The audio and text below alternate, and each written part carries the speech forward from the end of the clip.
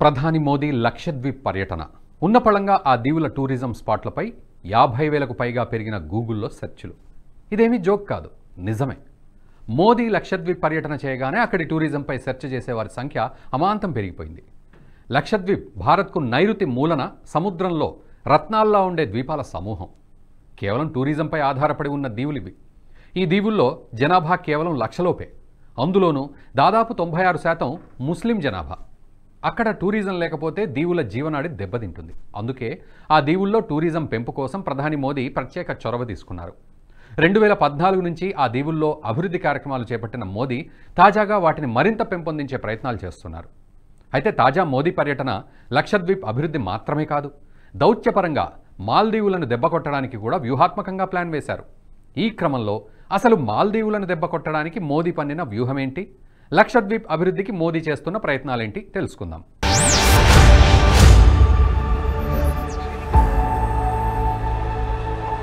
ప్రధాని మోదీ తాజాగా లక్షద్వీప్ పర్యటనకు వెళ్లారు. అక్కడ దాదాపు 1,500 కోట్ల రూపాయల అభివృద్ధి ప్రాజెక్టులను ప్రారంభించారు. టెక్నాలజీ, ఎనర్జీ, నీటి లభ్యత, హెల్త్, విద్య వంటి రంగాల్లో ఈ నిధులు ఖర్చు పెట్టనున్నారు. స్వాతంత్రం వచ్చినప్పటి నుంచి ఇప్పటి వరకు లక్షద్వీప్లకు ఆప్టికల్ ఫైబర్ కేబుల్ లేదు. దీంతో Kochi Lakshadweep islands submarine optical fibre connection ప్రాజెక్టుకు 2020లో శంకుస్థాపన చేశారు మోదీ. ఈ ఫైబర్ గ్రిడ్ ద్వారా ఇంటర్నెట్ మెరుగు అవ్వడమే కాకుండా టెలిమెడిసిన్, ఈ గవర్నెన్స్, విద్య, డిజిటల్ బ్యాంకింగ్, డిజిటల్ కరెన్సీ వినియోగం, డిజిటల్ అక్షరాస్యత మొదలైనవి మరింత మెరుగవుతాయి. ప్రస్తుతం ఈ ప్రాజెక్టు పూర్తవడంతో ప్రజలకు అంకితం చేశారు. దీంతో ఇకపై లక్షద్వీప్లకు ఇంటర్నెట్ సదుపాయం పూర్తి స్థాయిలో అందనుంది. ప్రధాని మోదీ అనుకున్న వికసిత్ భారత్ లక్ష్యంలో ఈ దీవులు పూర్తి స్థాయిలో పాత్ర పోషిస్తాయని అన్నారు. ఇక కేవలం ప్రాజెక్టులను ప్రారంభించడం మాత్రమే కాదు, అక్కడ టూరిజంపై ప్రముఖంగా దృష్టి సారించారు. ఈ పర్యటన కొనసాగుతున్నంతసేపు మోదీ ట్విట్టర్తో పాటు ఇన్స్టాగ్రామ్లో లక్షద్వీప్లోని టూరిజం గురించి ప్రమోట్ చేస్తూ వచ్చారు. లక్షద్వీప్ ప్రాంతాన్ని పర్యాటకంగా ప్రమోట్ చేసేందుకు ఆయన సముద్రంలో స్నోర్కెలింగ్ చేశారు. ప్రత్యేక దుస్తులు ధరించి ముఖానికి ఆక్సిజన్ మాస్క్ తగిలించుకొని నిపుణుల పర్యవేక్షణలో సముద్రపు అంతర్భాగానికి వెళ్లారు. అక్కడ వివిధ రకాల జలచరాలు పరిశీలించారు. నిపుణులు సూచించిన సమయం వరకు సముద్రపు అంతర్భాగం మొత్తం కలియదిరిగారు. అక్కడ అరుదైన వృక్ష ప్లవకాలు, అరుదైన సముద్రపు జంతువులను ఫోటోలు తీశారు. వాటిని ఆయన తన సామాజిక మాధ్యమాల్లో పోస్ట్ చేశారు. ఈ సందర్భంగా సముద్రపు అంతర్భాగంలో తన ప్రయాణాన్ని పంచుకున్నారు. సాహస క్రీడలంటే ఇష్టపడేవారు ఎక్కడికో వెళ్లాల్సిన అవసరం లేదని, సాహస క్రీడలను ఇష్టపడే ప్రతి ఒక్కరూ లక్షద్వీప్ను ఎంచుకోవచ్చని సూచించారు. అక్కడ ఎన్నో రకాలైన సముద్రపు జంతువులున్నాయని తెలిపారు.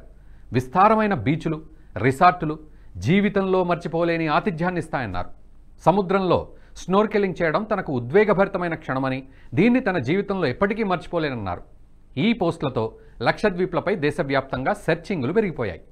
లక్షద్వీప్లో ప్రముఖమైన స్నోర్కెల్లింగ్పై గూగుల్ సెర్చింగ్లో 2000% పెరగ్గా ఈ దీవుల గురించి సెర్చింగ్లు 350% పెరిగాయి. ఈ ఒక్క అంశం చాలు ఆ దీవుల అభివృద్ధికి మోదీ దృష్టి సారించిన విషయం ఇట్టే అర్థమైపోతుంది.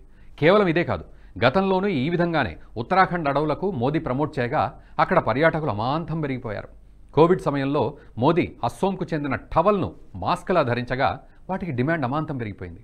ప్రస్తుతము మోదీ ప్రత్యక్షంగా లక్షద్వీప్లను ప్రమోట్ చేయడం వెనక వ్యూహాత్మక లక్ష్యం కూడా ఒకటి ఉంది. దీనిపై News18 అనే website did PM Modi just checkmate hostile Maldives, Google searches for Lakshadweep sky rocket అనే శీర్షికతో ఒక విశ్లేషణాత్మక కథనాన్ని ప్రచురించింది. మోదీ లక్షద్వీప్ పర్యటనతో మాల్దీవులకు చెక్కుపెట్టనున్నారా అన్నది ఈ శీర్షిక సారాంశం. ప్రస్తుతం భారత్తో ఉన్న సంబంధాలను మాల్దీవ్స్ తెంచుకునే ప్రయత్నాలు చేస్తోంది. గత ప్రభుత్వంలో అధ్యక్షుడిగా ఉన్న ఇబ్రహీం సోలిం హయాంలో భారత్, మాల్దీవుల మధ్య సంబంధాలు మరింత బలపడ్డాయి. అయితే గతేడాది సెప్టెంబర్ 9న మాల్దీవులకు అధ్యక్ష ఎన్నికలు జరిగాయి. ఆ ఎన్నికల్లో ఎవరికీ 50%కి మించి ఓట్లు రాకపోవడంతో సెప్టెంబర్ 30న రెండో విడత పోలింగ్ నిర్వహించారు. మొహమ్మద్ మైజ్జూకి చైనాతో సన్నిహిత సంబంధాలున్న ప్రోగ్రెసివ్ పార్టీ ఆఫ్ మాల్దీవ్స్ నేతృత్వంలోని మిత్రపక్షాల మద్దతు లభించింది. దేశ విధానపరమైన నిర్ణయాల్లో భారత్ జోక్యం పెరిగిపోయిందని, అది మాల్దీవుల సార్వభౌమత్వానికి, స్వతంత్రతకు గొడ్డలిపెట్టుగా మారిందని మైజ్జూ ఎన్నికల ప్రచారంలో ఆరోపణలు చేసేశారు. చివరికి మాల్దీవుల్లో ప్రధానిగా చైనా పరోక్ష మద్దతుతో మొహమ్మద్ మైజ్జూ విజయం సాధించారు. మొహమ్మద్ మైజ్జూ విజయం భారత్కు అడ్డంకిగా మారింది. మాల్దీవులు దాదాపు 1000కి పైగా దీవులున్న చిన్న దేశం. ఆ దేశ జనాభా సుమారు 5,57,000. అయితే ఈ చిన్న దేశం వ్యూహాత్మకంగా భారత్, చైనాలకు కీలకం. భౌగోళికంగా హిందూ మహాసముద్రంలో ఉండే మాల్దీవులు 2 దేశాలకు వ్యూహాత్మక ప్రదేశం. ప్రస్తుతం హిందూ మహాసముద్రం కేంద్రంగా చైనా తన నౌకాదళాన్ని విస్తరిస్తోంది.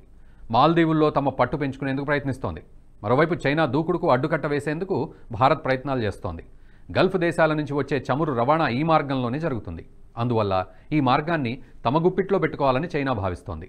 పదవీచ్యుతుడైన మాల్దీవుల అధ్యక్షుడు సోలిహ్ భారత్తో సన్నిహిత సంబంధాలు నెరిపేందుకు ప్రాధాన్యం ఇచ్చేవారు. మాల్దీవియన్ డెమోక్రటిక్ పార్టీకి చెందిన సోలిహ్ తన హయాంలో భారత్కే తొలి ప్రాధాన్యం, ఇండియా ఫస్ట్ విధానాన్ని అమలు చేశారు. అయితే సెప్టెంబర్లో జరిగిన ఎన్నికల్లో 54% ఓట్లు సాధించి అధ్యక్షుడైన మయిజ్జు తన ఎన్నికల ప్రచారంలో ఇండియా అవుట్ నినాదం ఇచ్చారు. అదే నినాదాన్ని ప్రస్తుతం ఆచరణలో చూపుతున్నారు. ఇప్పటికే భారత్ పూర్తిగా మాల్దీవులను వదిలి వెళ్లిపోవాలని పిలుపునిచ్చాడు. తమ దేశాన్ని తాము పాలించుకోగలమని, భారత్కు చెందిన నిఘా హెలికాప్టర్లు కూడా తమకు వద్దని తేల్చి చెప్పారు. అదే సమయంలో చైనాకు దగ్గరవుతున్నారు మయిజ్జు. ఆ దేశానికి రెడ్ కార్పెట్ పరుస్తున్నారు. దీంతో మాల్దీవులను ఆర్థికంగా దెబ్బతీస్తే అదే దారికొస్తుందన్నది మోదీ ప్లాన్.